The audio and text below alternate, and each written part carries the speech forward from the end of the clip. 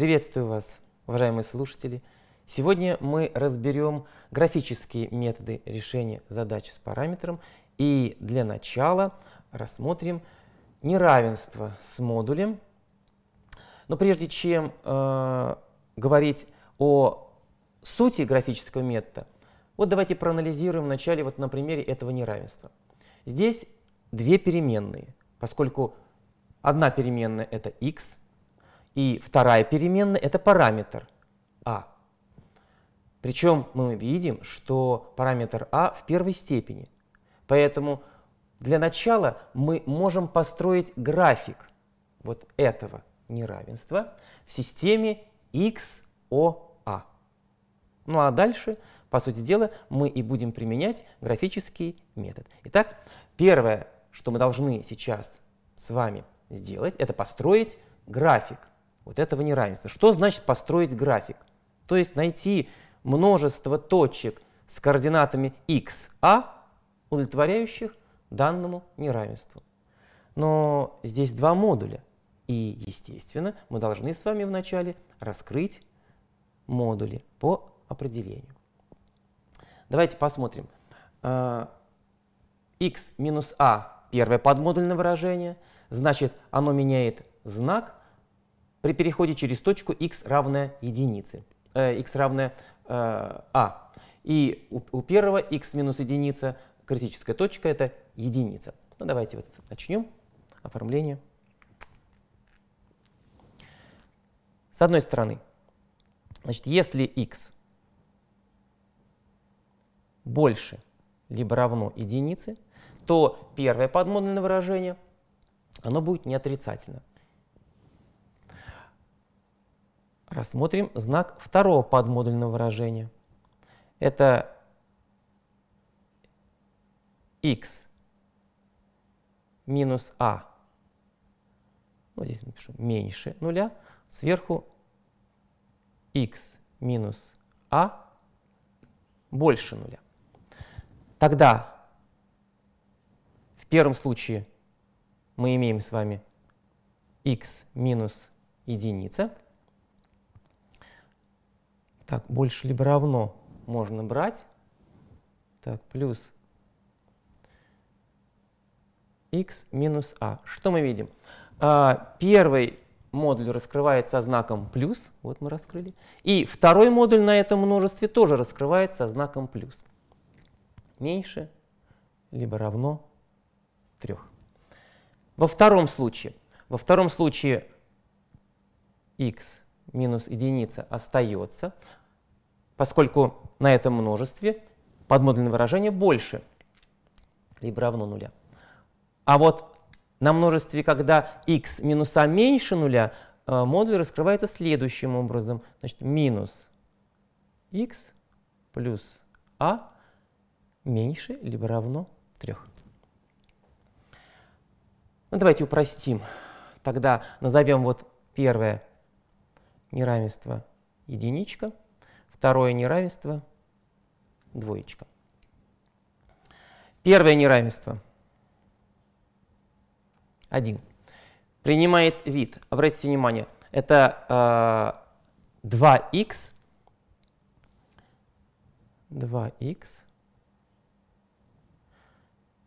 минус a меньше либо равно 4, или же мы можем записать, что давайте перенесем, уединим переменные, перенесем вправо. Значит, больше либо равно 2x минус 4. Так. Второе неравенство. Нетрудно заметить, x уничтожается, и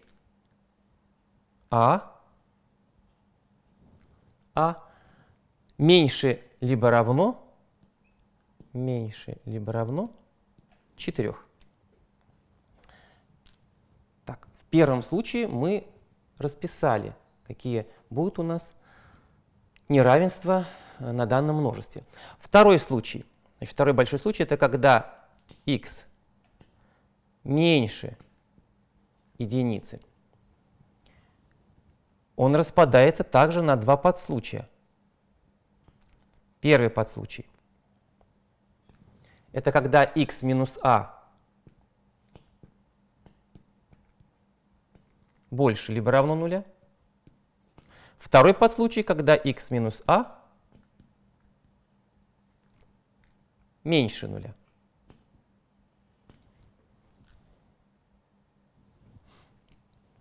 Итак, первый модуль раскрывается со знаком минус, поскольку x минус единица отрицательно. Тогда мы имеем с вами минус x плюс 1. Второй модуль на данном множестве раскрывается со знаком плюс, и мы имеем плюс x минус a меньше либо равно 3. Назовем это неравенство 3. Во втором случае минус x плюс единица. И на данном множестве второй модуль раскрывается со знаком минус. Значит, минус x плюс a меньше либо равно 3. Назовем его 4. Итак, давайте упростим и запишем снизу. Неравенство 3. Какой имеет вид? Нетрудно заметить, x уничтожается. И если мы а перенесем вправо, то а больше либо равно, а троечку перенесем наоборот влево. И получается минус 2. Минус 2. Четвертое неравенство. Здесь x и минус x удваивается, и мы имеем с вами а меньше либо равно, минус 2х переносим вправо, получается 2х. И единичку также переносим вправо, плюс 2. Плюс 2. Итак, первая предварительная часть для решения неравенства нами сделана. Теперь мы должны в системе x OA, давайте я зарисую координатные оси.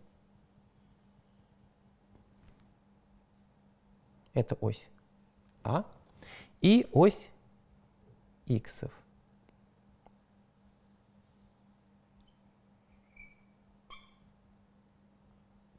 Вот ось х.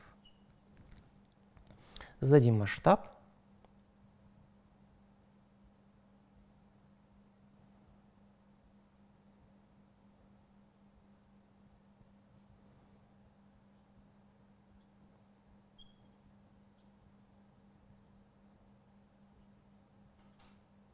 Так.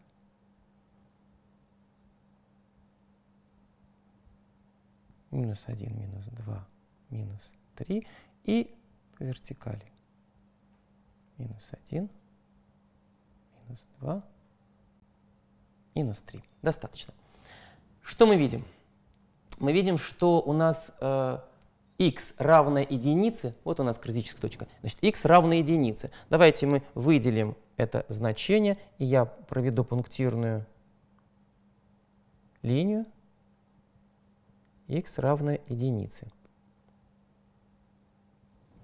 Второе критическое значение — это когда x равно a, то есть биссектриса. Биссектриса.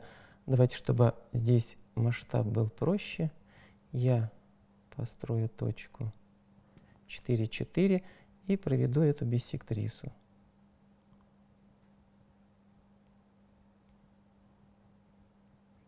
Вот. Давайте подпишем. Это x равное a, это x равное единице. Так, ну а следующий шаг — это мы должны построить как раз полученные 4 неравенства. Итак, первое — это когда x больше единицы, то есть правее. И первый случай, когда x минус a больше либо равно нуля, то есть x больше либо равно а a значит меньше либо равно x. Получается, этот случай будет у нас правее. и ниже. Так, правее и ниже. Давайте построим прямую. Прямая, где у нас 1? Прямая 1, вот. Это а равное 2х минус 4. В точке 4, для построения прямой достаточно 2 точки. В точке 4 мы имеем значение 4, значит, прямая пройдет через точку 4, 4. И в точке единица мы имеем с вами значение минус 2. То есть вот 2 точки этой прямой. Так, ну давайте еще одну точку здесь построим, чтобы нам было проще провести. При x равном 2 мы имеем 0, то есть пересечение будет в точке 2, 0. Ну, можно уже проводить.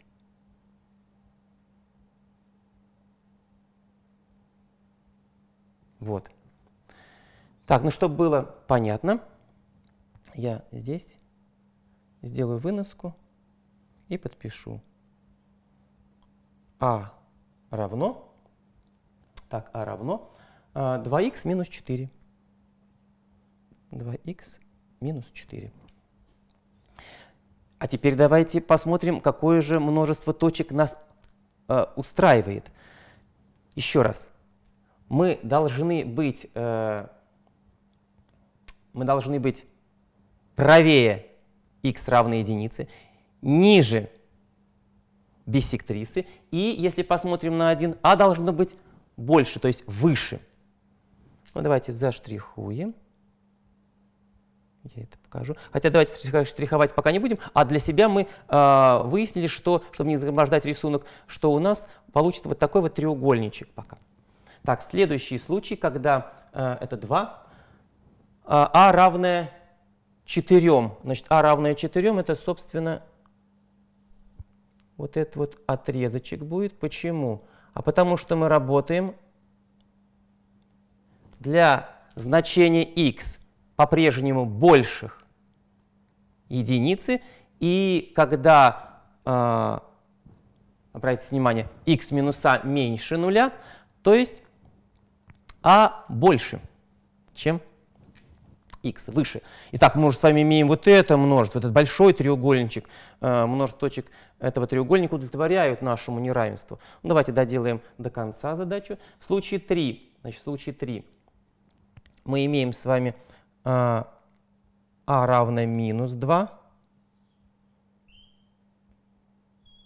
Так, посмотрите внимательно, вот, а равное минус 2. И поскольку мы работаем, когда x меньше единицы, то есть левее, и когда x минус а больше нуля, то есть а меньше x, значит ниже. Вот уже множество. Ну и осталось, теперь мы знаем, что вот эти две точки, они входят. Давайте построим прямую. А равное 2х плюс 2. Так, это прямая. Так, через точку минус единица пройдет. Сейчас аккуратнее построим. Вот. Итак, давайте подпишем. Это а равное 2х плюс 2. 2х плюс 2. Соответственно, эти две прямые параллельные а равное 4, давайте я тоже подпишу, а равное 4 и а равное минус 2. А равное минус 2. Так что же мы с вами имеем? Мы с вами имеем, что здесь множество решений вот такого вот неравенства, это есть все точки параллелограмма. А теперь давайте сформулируем тогда задачу. Это вот как раз была вводная задача. Мы с вами научились строить множество точек, удовлетворяющих неравенству. И таким множеством в нашем случае является внутренность, граничные точки и внутренние точки параллелограмма. А вот теперь сформулируем задачу. Пусть от нас требуется найти такие значения а, чтобы в решении неравенства было хотя бы одно отрицательное значение. То есть в множестве решений неравенства было хотя бы одно отрицательное число. Мы же с вами уже знаем, что графиком этого неравенства являются точки параллелограмма. И только один участок этого параллелограмма содержит точки с отрицательной абсциссой. Вот он, этот участок. Давайте его заштрихуем. Вот все точки вот этого треугольничка, который лежит левее, x равный нулю, как раз и содержит точки с отрицательными абсциссами. А нас интересует как раз значение x. Так возникает вопрос, при каких же значениях а? А у нас меняется непрерывно. Причем значение а, когда данное неравенство имеет решение, это от -2 до 4. Но вы же видите, что не для всех значений а, например, вот для а равное 3 мы имеем вот такой вот отрезочек. И здесь нет ни одной отрицательной точки. То есть все точки положительные. Вот начальное значение а, когда появляются отрицательные точки. Поэтому нетрудно заметить, что если а будет находиться в диапазоне от -2 до а, причем равное 2, двоечку брать нельзя, потому что здесь нетрудно заметить, что при а равном 2 решением будет какое число? Вот нам рисунок подсказывает, график подсказывает. Это число 0,2. Но нас интересует только отрицательные значения. Поэтому ответом на задачу, то есть когда неравенство содержит, я вот так напишу, содержит хотя бы одно отрицательное решение,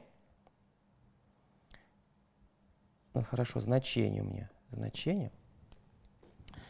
как раз это будет при а, принадлежащем от -2,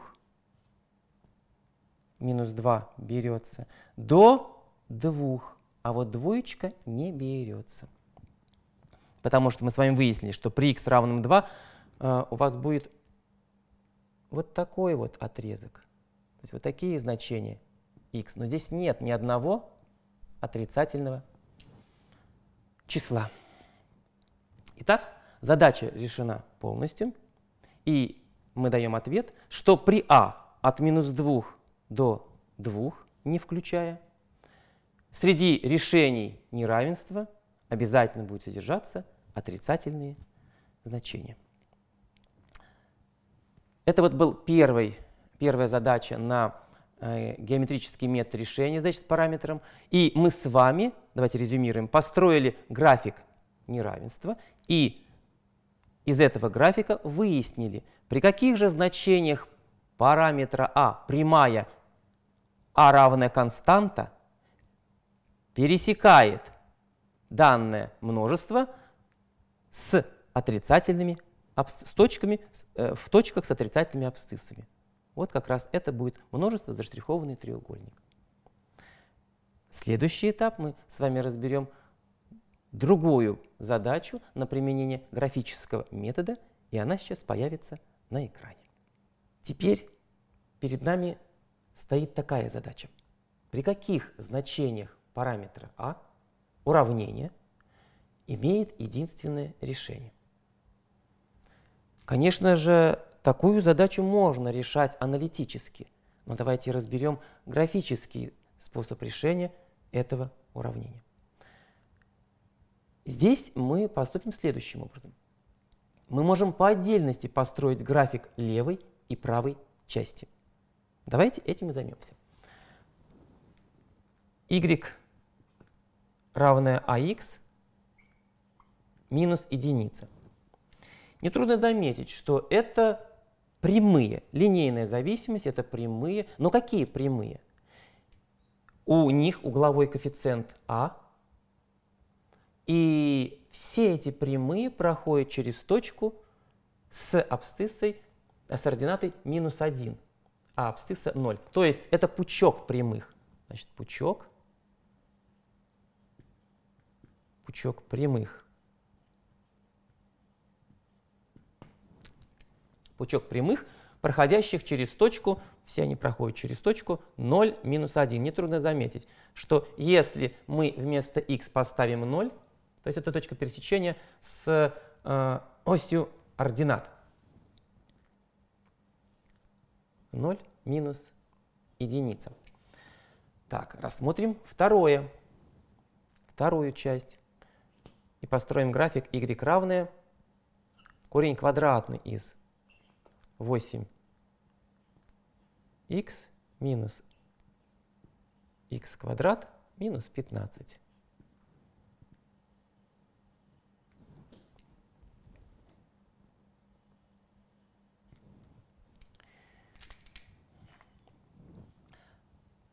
Когда же существует эта квадратичная функция? Ведь подкоренное выражение должно быть не отрицательным. Давайте выделим полный квадрат в подкоренном выражении и найдем те значения x, где задана эта функция. Посмотрите внимательно. Минус х квадрат и 8х. Можно выделить полный квадрат следующим образом. Значит, y равно корень квадратный. Если мы вынесем x минус за скобки, так, то у нас получится х квадрат минус 8х. Тогда это выражение можно записать как x минус 4, все это в квадрате. Мысленно раскрыли, минус х квадрат появилось, плюс 8х появилось, и у нас появилось минус 16, а должно быть у нас только минус 15. Поэтому мы добавим единичку, и я ее запишу на первое место. Вот что с вами мы имеем. Тогда х минус 4 в квадрате должно быть меньше либо равно единице. Значит, х минус 4 должно быть в диапазоне от минус 1 до 1. А значит, х должно быть в диапазоне от 3 до 5. Итак, мы с вами выяснили, что при x, принадлежащем от 3 до 5, это как раз то множество значений переменной x, при которых имеет смысл решать данное уравнение. И чем же является, какой вид у графика правой части? Нетрудно заметить, что это будет полуокружность. Посмотрите, y в квадрате, когда мы возводим в квадрат при условии, что y у нас не отрицательно, y в квадрате равно единице минус x минус 4 в квадрате. И если мы все это сгруппируем, все переменные в одну часть, то мы получим как раз уравнение окружности. X минус 4 в квадрате плюс y в квадрате равно 1. Но это не вся окружность, как мы уже сказали, а только когда верхняя полуокружность, когда y больше либо равно 0. Я вот запятую поставлю. Y больше либо равно 0.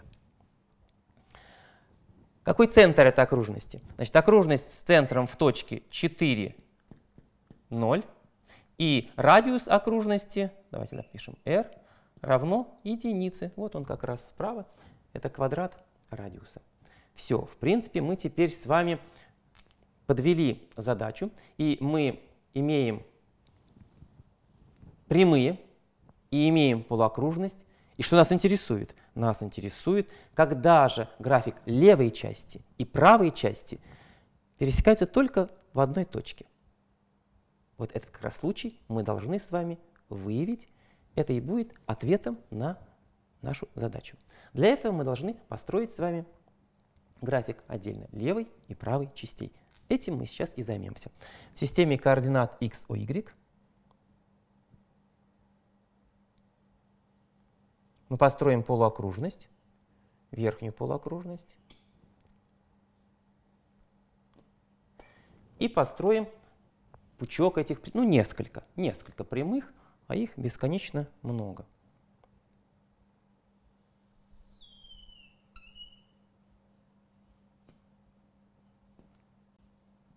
Так, ось x, ось y мы задали. Давайте зададим масштаб.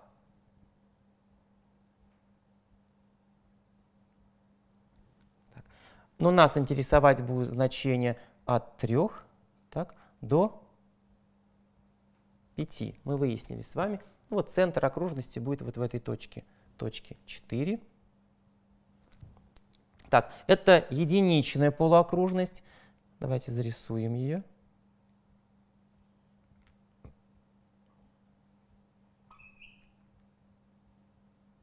Вот она появилась. Так, вот эта точка единица. Так, 1, 2. И у нас есть пучок прямых, проходящих через точку. Вот мы записали. Проходящих через точку 0, минус 1. 0, минус 1. Их бесконечно много. Давайте найдем крайние значения. Когда же, в принципе, прямые имеют с полуокружностью, ну, хотя бы одну точку. Ну, первое, конечно, значение — это, вот оно, крайнее значение — это когда на концах мы, да? Давайте проведем эту.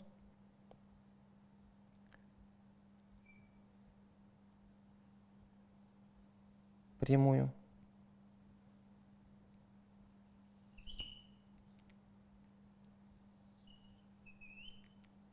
Немножечко она у меня получилась кривая, но ничего страшного. Так. Вот, проходит через точку 5, 0. А какое это значение А? Тоже мы можем найти. Давайте вот здесь вот я место есть, вот здесь вот я как раз эту часть запишу. Итак, при x равное 5, y равно 0. Ну, точка 5, 0. Тогда что мы с вами имеем? Мы имеем с вами, что 0 это есть а умножить на 5 минус единица. Значит, а равно 1/5. Так, подпишем, что это а равно 1/5. Значит, при а равном 1/5 задача решена, хорошо. Прямая с полуокружностью имеет одну точку. Это наш случай. Второй крайняя точка — это как раз точка 3, 0. Давайте мы тоже, я пунктиром проведу, чтобы вы видели, что это немножко другая прямая. Вот это прямая. При каком же а этот случай реализуется? Ну, давайте опять найдем это значение а. Значит, x равное 3, y равное 0. Это как раз точка 3, 0. Тогда мы с вами имеем 0, это есть а умножить на 3 минус единица. То есть а равно 1/3. Так, это случай, когда а равно 1/3. А теперь посмотрите внимательно. Но ведь этот случай нас не устраивает. Почему? Да потому что у нас прямая пересекается с полуокружностью в двух точках. Вот, видим? Вот еще точка пересечения. А нас интересует только, чтобы уравнение имело единственное решение. Значит, любая другая прямая, которая лежит между двумя обозначенными, она и будет пересекать вот эту часть дуги, я ее жирно выделю, эту часть дуги, по одной точке. Значит, все значения а в этом диапазоне нас будут удовлетворять. Где же еще одно? То есть как дальше располагаются прямые? Но если мы видим, что вот есть прямые, которые в двух точках пересекаются, и найдется обязательно прямая, которая будет касаться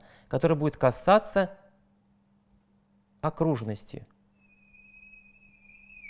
Вот она прямая, и она в какой-то точке касается полуокружности, верхней полуокружности.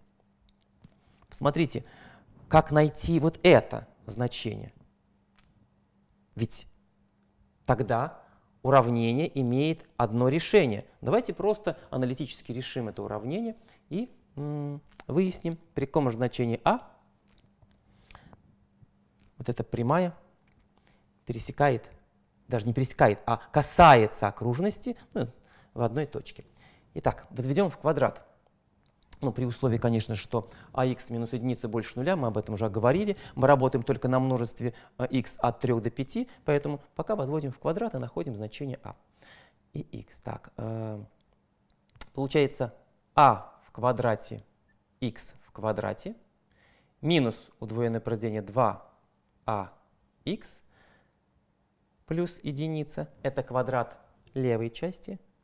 И квадрат правой части 8х минус х в квадрате минус 15. Так, перенесем все в одну часть и упростим. Тогда у нас получится а квадрат минус плюс единица. Это коэффициент при х в квадрате. Далее, если мы перенесем 8х влево, то у нас получится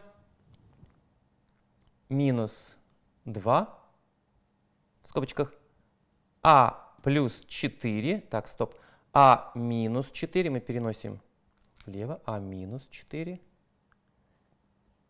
х, так, и плюс 16 равно нулю. Что же мы хотим от этого уравнения? Это случай касания. То есть данное уравнение должно иметь одно решение, а значит дискриминант этого уравнения должен быть равен нулю. Найдем дискриминант.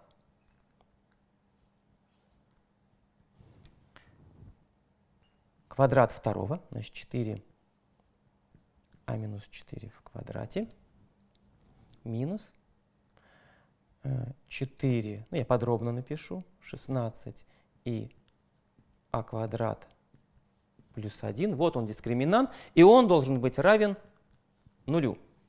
Значит, нетрудно заметить, если мы разделим на 4 обе части, то мы получим а квадрат минус 8а плюс 16 минус 16а квадрат минус 16 равно нулю.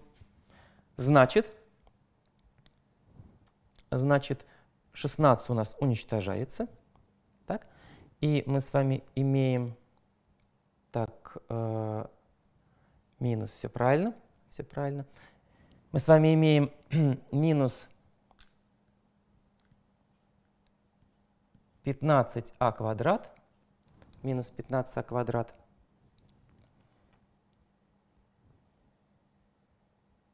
Так, стоп, все-таки мы допустили здесь одну аж описку. Вот эта описка, сейчас мы ее увидели. Посмотрите, мы перенесли 8х влево, так? И тогда у нас здесь должен быть, за скобкой мы вынесли минус, знак плюс. Давайте сразу исправим, ничего страшного.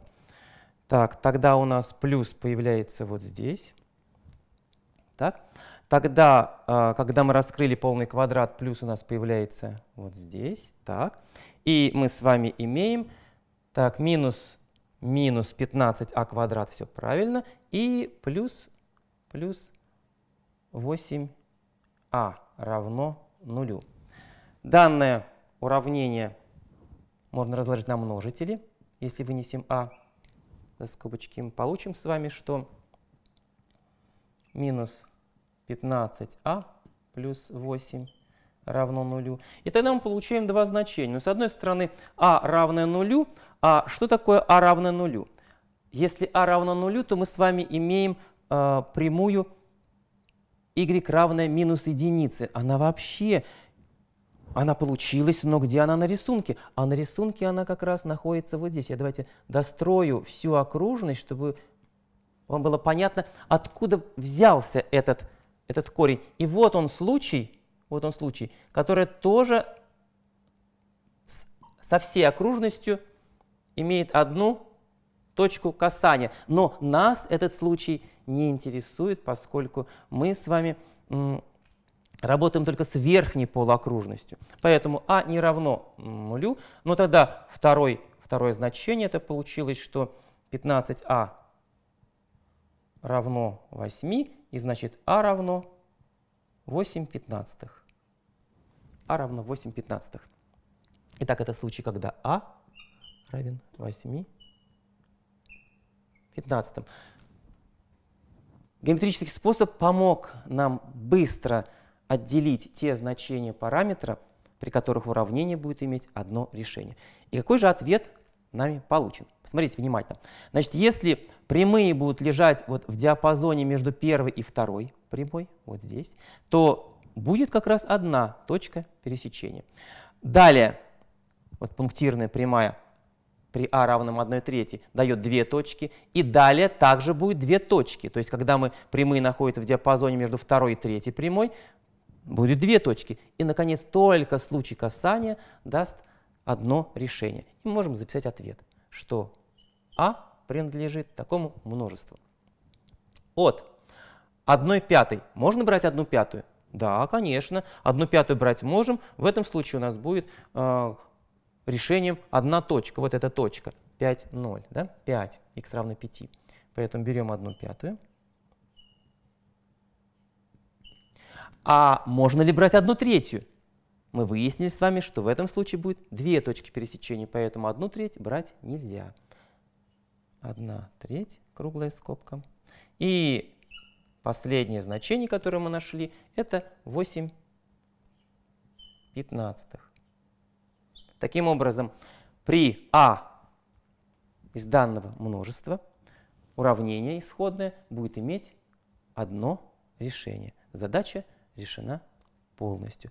Вот здесь мы тоже применили графический метод, но в отличие от предыдущей задачи мы построили график отдельно левой части и отдельно правой части. И выяснили, когда же эти графики имеют между собой одну общую точку. Задача решена полностью.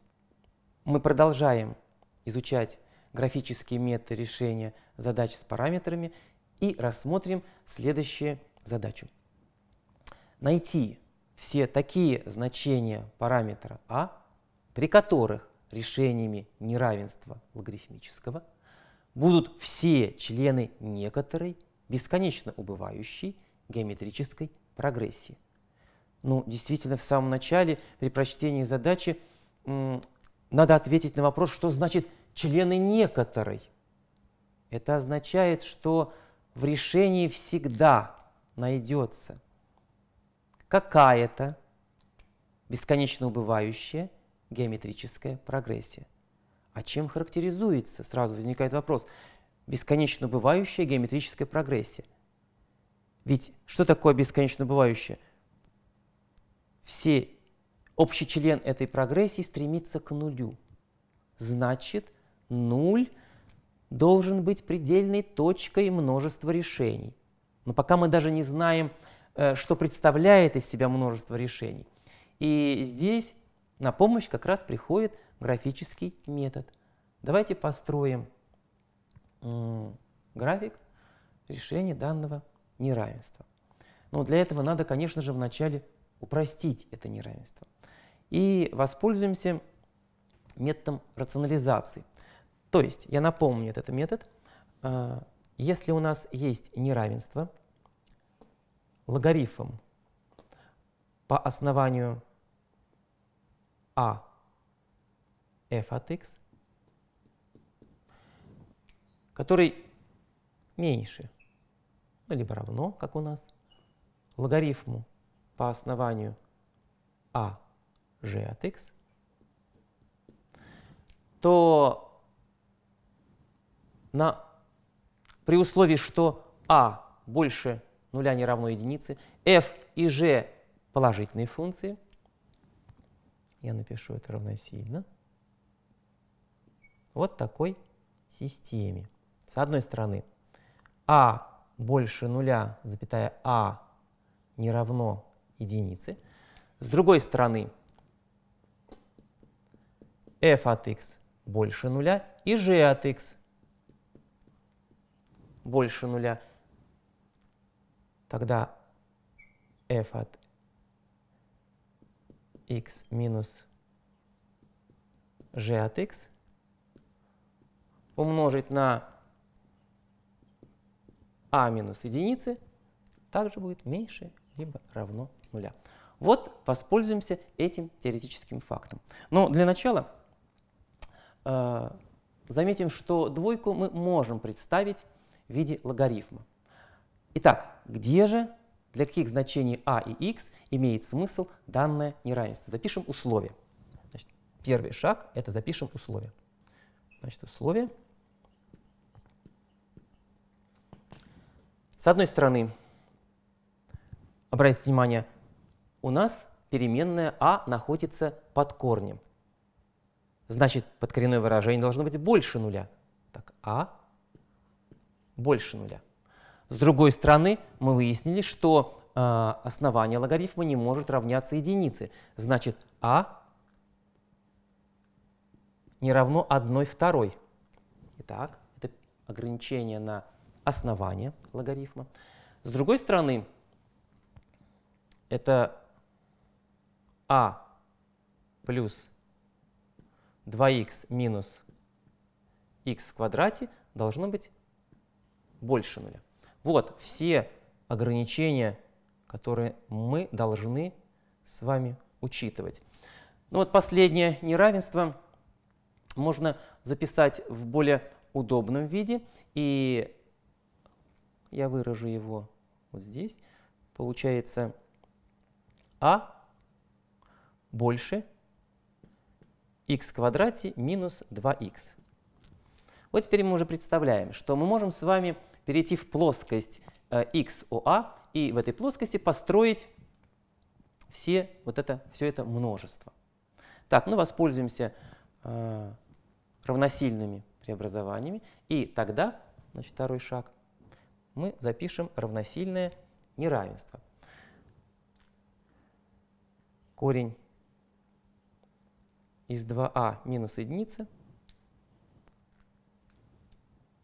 умножить на f от x минус g от x. Но g от x-то мы с вами еще не записали. Мы только сказали, что двойку можно представить через логарифм. А как это сделать? Вот давайте сверху я здесь как раз обведу двоечку, прямоугольничек, и запишем ее через логарифм. Мы хотим, чтобы у нас появился логарифм по основанию тому же самому. Корень из 2а. А 2 — это значение этого логарифма.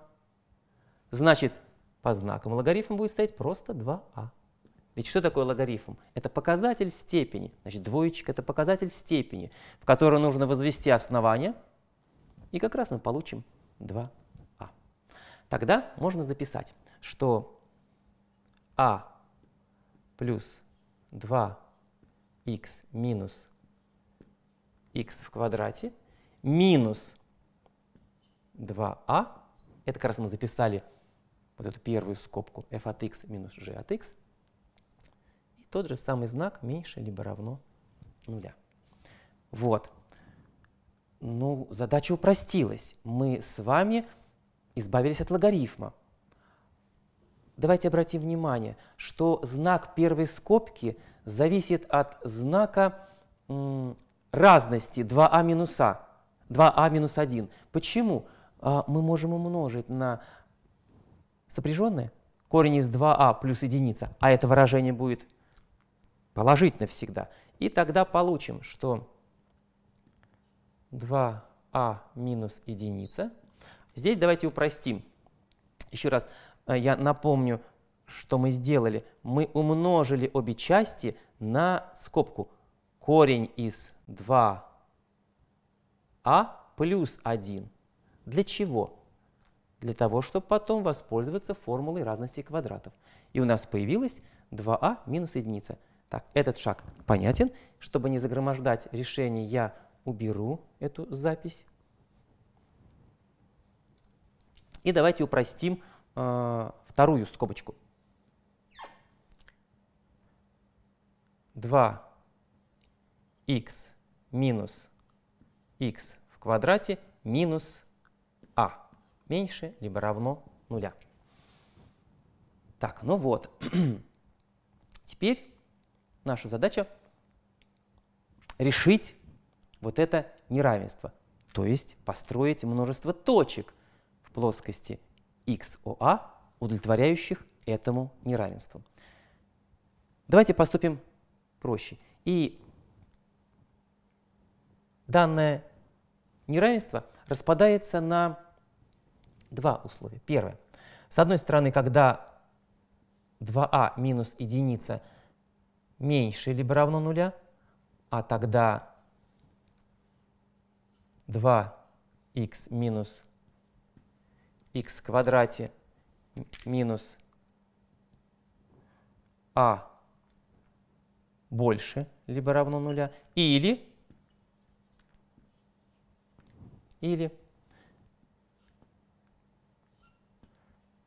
2а минус единица больше либо равно нуля, тогда 2х минус х в квадрате минус а меньше либо равно нуля.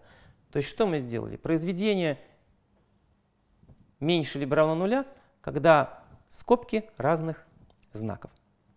Давайте упростим, чтобы проще было нам построить. С одной стороны, а меньше либо равно 1/2.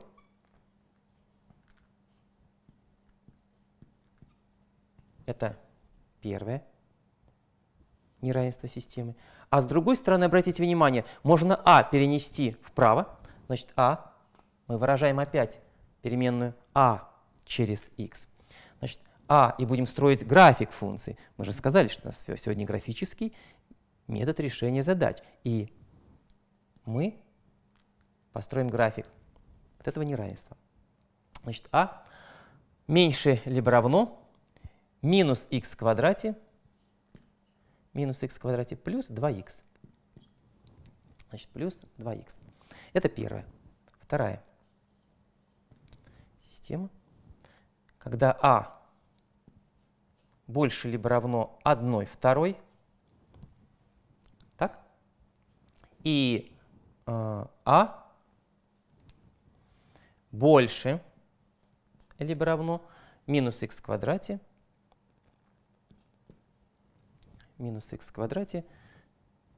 плюс 2х.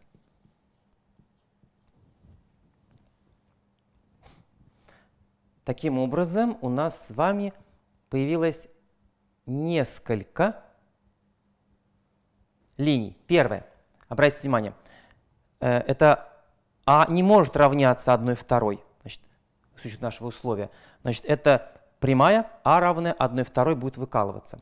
С другой стороны, мы работаем при случае, когда а больше, чем х квадрат минус 2х. А обратите внимание, а здесь мы имеем с вами, давайте вот я напишу ее, допустим, римская 1. Мы построим график функции а равная х в квадрате минус 2х. Х в квадрате минус 2х. Так? Или же, если выделим полный квадрат, то мы сразу увидим вершинку параболы. Это х минус единица в квадрате минус 1. Значит, вершина параболы будет в точке 1, минус 1.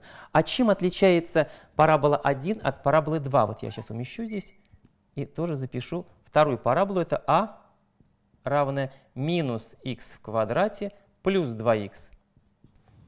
Обратите внимание, только множителем минус единица. То есть это графики будут симметричны относительно оси абсцисс. Но теперь, собственно говоря, вся предварительная задача была решена, и наша задача теперь уже построить на плоскости это множество. Давайте к этому сейчас и приступим. Значит, задаем систему координат. Как мы уже сказали, ах.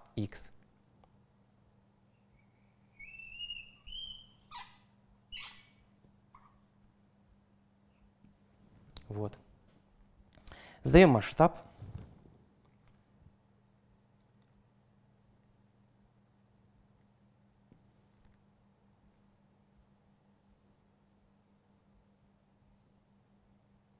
минус единица. Так, вот единичка, двойка, тройка и вот единица. Так, сразу же мы с вами должны понимать, что мы будем работать только для положительных значений а, только в верхней полуплоскости. Причем а равное нулю, то есть ось абсцисс, не входит в наше множество, поэтому давайте мы покажем это пунктирной линией.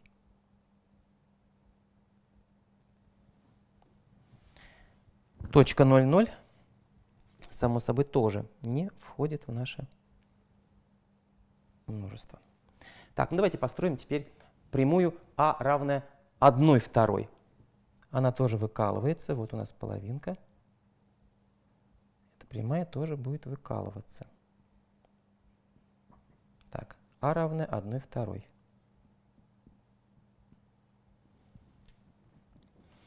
И наша задача построить две параболы. Давайте построим первую параболу.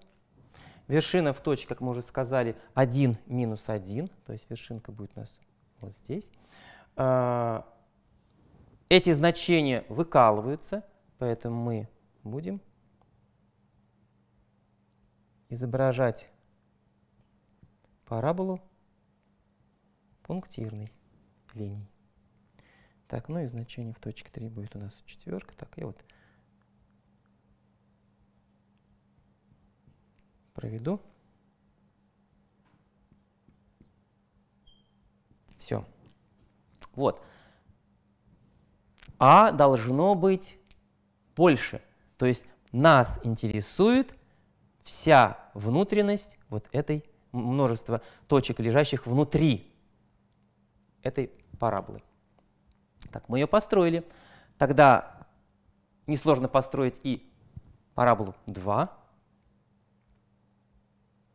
которая будет симметрично исходной относительно оси абсцисс. Так, здесь мы ее брать имеем право, потому что у нас неравенство не строгое.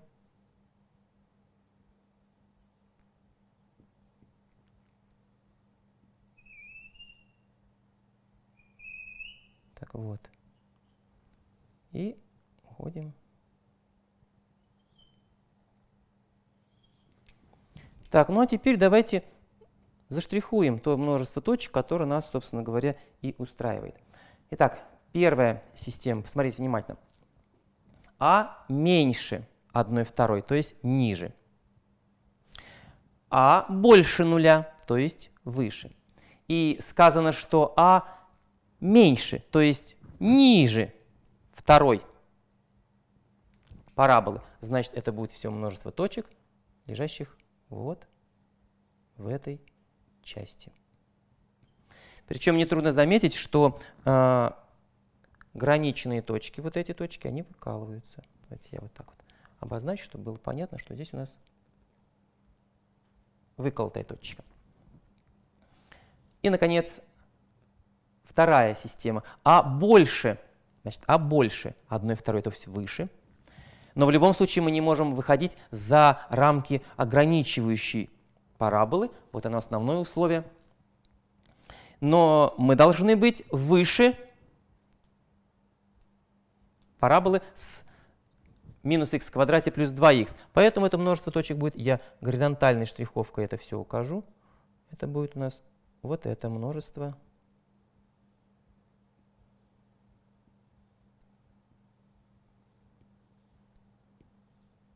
И таким образом мы с вами выяснили, что решением неравенства исходного будет как раз вот это множество заштрихованное, лежащее между двумя параболами. Что нам здесь может подсказать этот рисунок, эта модель? Мы же с вами, цель-то какая? Найти такие значения А, чтобы в решении были все члены некоторой бесконечно убывающей геометрической прогрессии. Значит, в решении должен быть промежуток, у которой 0 является предельной точкой. Она может входить в этот промежуток, может быть граничной точкой, но обязательно, чтобы присутствовал 0, потому что все члены бесконечно бывающей, общий член, лучше сказать, общий член бесконечно бывающей геометрической прогрессии стремится к нулю. Давайте посмотрим. Вот если А будет в диапазоне между нулем и 1/2, проведем прямую А равная константа. Вот я проведу прямую. При некотором значении А у нас получится вот такой отрезок. Например, вот такой отрезочек. Что мы видим? В этом отрезочке нет нуля. И 0 не является предельной точкой этого отрезка. Он вообще, 0 лежит за пределами этого отрезка. Значит, мы не можем гарантировать, что там будет какая-то бесконечно бывающая геометрическая прогрессия. Этот случай нас не устраивает. А если посмотрим на случай, когда, вот верхняя часть, когда А больше 1/2. Ну, например, давайте даже я возьму какое-то значение, не сильно отличающееся от 1/2, меньше единицы, вот я выделю. Вот. И провел прямую А равная константа.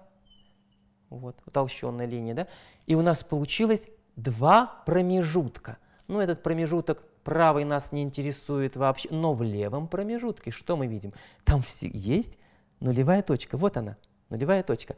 И получается, что мы можем подобрать такую бесконечно бывающую прогрессию, которая содержится в этом промежутке. Ну вот, например, берем крайне правое значение, это как первый член прогрессии, да?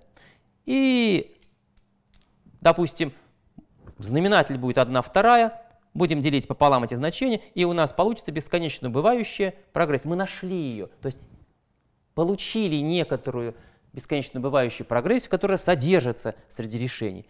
И такая прогрессия найдется всегда, если А будет больше 1/2. Например, вот при А равном, так, вот единичка у нас, вот при А равном 2, вот мне подсветил здесь вот двоечка.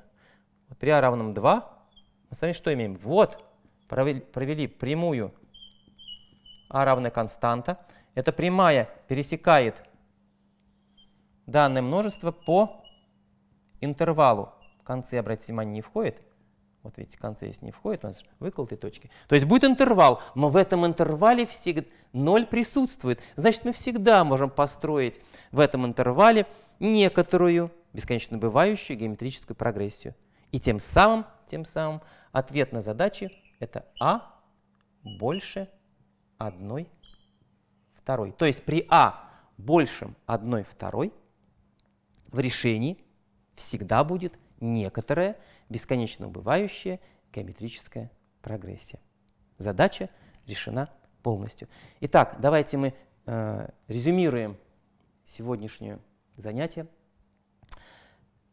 Геометрические методы позволяют на модели либо построить множество решений, неравенства или уравнения, и исследовать это множество на значение параметра, который требуется в задаче, либо построить по отдельности график левой и правой части и также исследовать эти графики по требованию задачи. Тем самым надо сказать, что графические методы решения достаточно часто встречаются в 18-й задаче ЕГЭ, и владеть приемами графического метода решения, конечно же, любому абитуриенту надо. Всего вам доброго.